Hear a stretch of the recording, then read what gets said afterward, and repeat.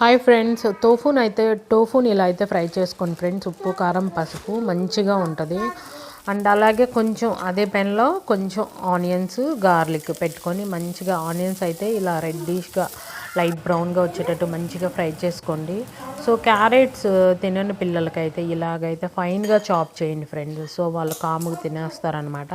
And అలాగే నేను ఇక్కడ కొంచెం పర్పుల్ క్యాబేజ్ కూడా యాడ్ చేశాను. క్యాబేజ్ అయితే ఫ్రైడ్ రైస్లో చాలా టేస్ట్గా ఉంటుంది ఫ్రెండ్స్.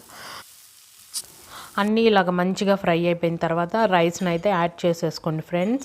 రైస్ వచ్చేసి మీరు బ్రౌన్ రైస్ తీసుకోవచ్చు, వైట్ రైస్, లేకపోతే మన బాస్మతి రైస్ ఇలాగ ఏ రైస్ అయినా తీసుకోవచ్చు ఫ్రెండ్స్.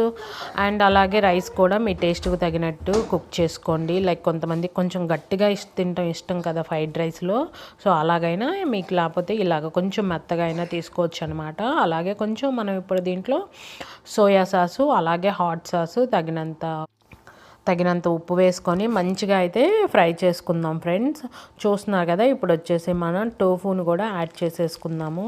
టోఫు అయితే తినని పిల్లలు కూడా తింటారు. ఇలా అయితే మర్చిపోకుండా ట్రై చేయండి ఫ్రెండ్స్. ఇంకో మంచి వీడియోతో మీ ముందుకు వస్తాను. బాయ్.